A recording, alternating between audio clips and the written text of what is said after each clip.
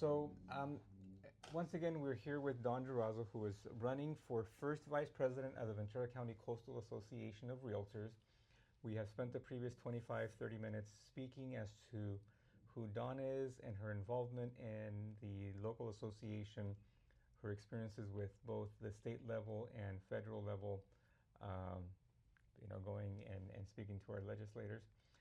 At this point, I am going to open up my book and give her the opportunity to ask me anything that she wants to ask me with about our world of real estate. So you hit on it a little bit with at your time at the association. What was your biggest challenge and your takeaway from that? Yes, my biggest challenge is that I was involved with VCCAR at one point. We're on a small committee. I don't even remember which committee it was. I think it was cultural diversity. But BJ Ward was asked to start the Young Professionals Network, and I was asked to co-chair that with him.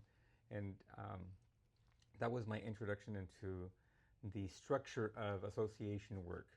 And there's different levels. You have trade organizations such as Ventura County Coastal Association of Realtors, and then you have nonprofit world, which runs very separately, right? The most difficult thing for me was not rolling up my sleeves and jumping in. It was having the confidence to voice my opinion on a certain matter, and feeling that I had the ability to communicate and articulate how I felt about a certain matter. Yeah. That's good. And then how did you overcome that? What skills did you put into play to I think that you mentioned it, and it's very important that you become knowledgeable and the expert on the subject matter on everything that is affecting the specific association of realtors and more. Mm-hmm. During my time at the Association of Realtors, we had a chief executive officer that had been there since the inception of that of our association, and things were done in a very specific way. Not good, not bad. It was just that was the way that it was run.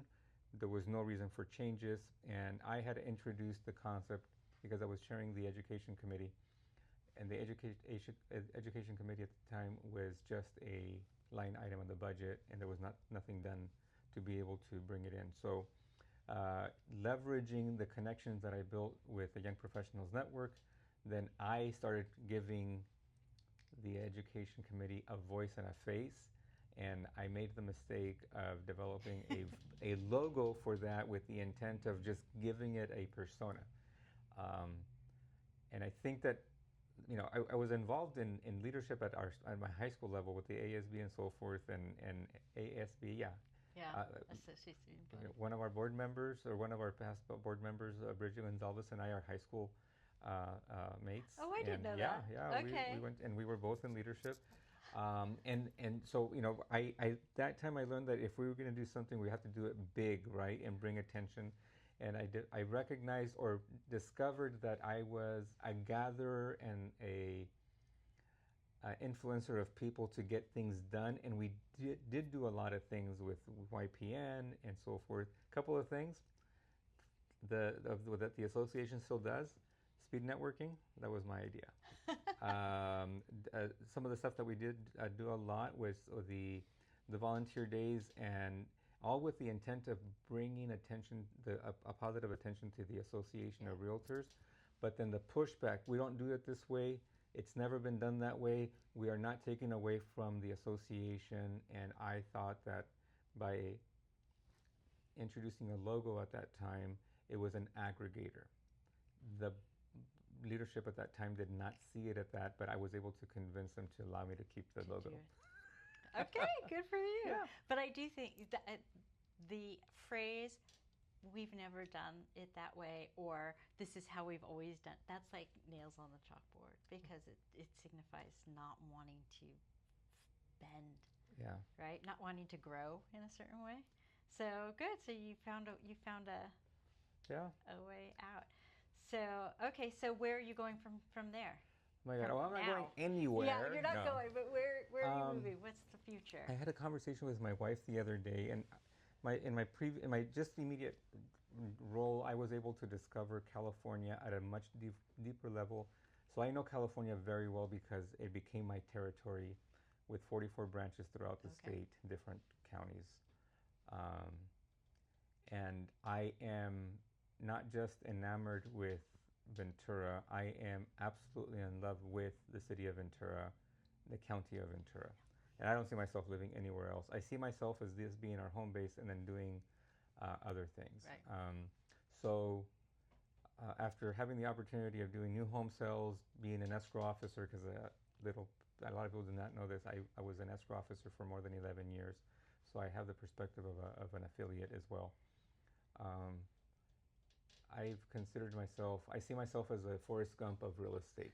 Accidental into certain things, incidental on some, and some of them, and most other situations has been I hate to use the word calculated move, but it has been this is what I want to do, how am I going to get to that point? And I've actually reached 99% of the goals, I've actually reached them and accomplished them. In certain cases, I've actually been burned. In other cases, I've actually lost my shirt and then some, but it's been okay. Growing all the way. Growing. I am in the process of developing funding sources throughout the state of California and the United States. So I'm lining up with an investment fund in real estate sales, helping my wife develop a team. She's the face of real estate. I would like for her, I think that she wants to be the next big real estate agent in not just in the county, but in California. Nice. I'm going to help her to get to that point. But then we're also developing a skill set of real estate in the Americas. So Mexico is one. I became a Mexican. I was born and raised here. I became a Mexican national about 7-8 years ago. My kids became Mexican nationals, so we all enjoy the dual citizenship. So now we can actually have ownership of the family property in Mexico. So we're going into food production, and then we're also going into resort lifestyle by helping people buy homes in resort towns such as Cabo and La Paz, and then also becoming acquainted with real estate in Guatemala as well. So. Nice. Okay, so when you say you're going to go, are you working with Americans to help them transition down there, or are you working with Mexican citizens to help them, or because buying a home in Mexico is a lot different for an American? It's very different. So the thing is that it's not just Americans that are moving to Mexico. You have people that were born in Mexico that are moving back, and they're not acquainted with the way of buying real estate in Mexico. Okay. I think a lot of people, like for example, how did I become acquainted with that? Well, guess what? When my mom and dad decided that they wanted to retire 8 years ago, it took me 5 years to get them to move to Mexico. They've been enjoying retirement for about 3.5 years now. And that was in itself a challenge. So if I wanted to help my parents to rebuild their life in Mexico, I went through the whole process of getting my driver's license in Mexico, my voting card in Mexico. A voting card in Mexico is specifically, that's your ID. Okay. I don't necessarily vote in any other politics.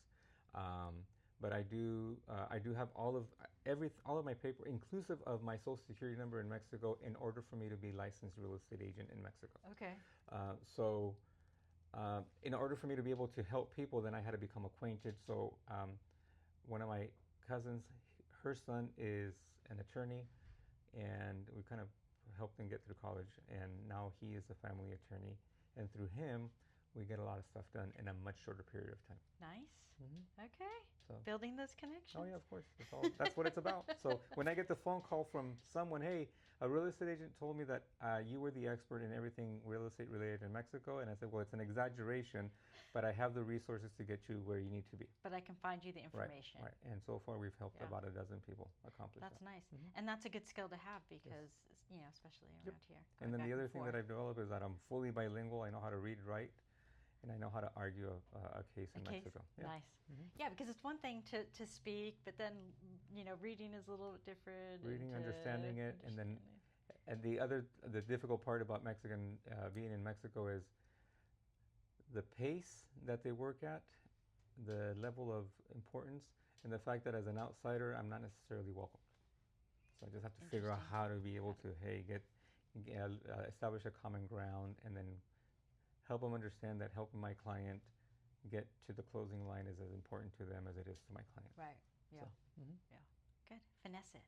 I guess. Well, you're doing, you do that all Sometimes day you have to yell at them. Sometimes you have to bring a bottle of whiskey. They love Buchanan's. That's their favorite. So. Interesting. Yeah.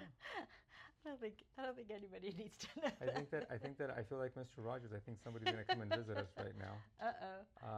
But what else? What do you have for me? I mean, okay, so that's good. You hit a little bit on the local stuff. You're going to do the team, or Amberly's going to. That's interesting. So your advocacy still going to continue? Yes, I don't. Okay. That's in my blood. Yeah. I will continue to advocate. I'll be continuing to go to city council meetings when invited and asked to speak on a subject matter. I've developed that I just can't go to the city council meetings and only speak about real estate. I have to speak about the other issues that are affecting our community. I am in love with Ventura. I want Ventura to continue to thrive in a sustainable way. I'm very involved with the Unified School District of Ventura, so I speak on certain issues. Was involved with the 7-Eleven committee, which had to do with surplus real estate.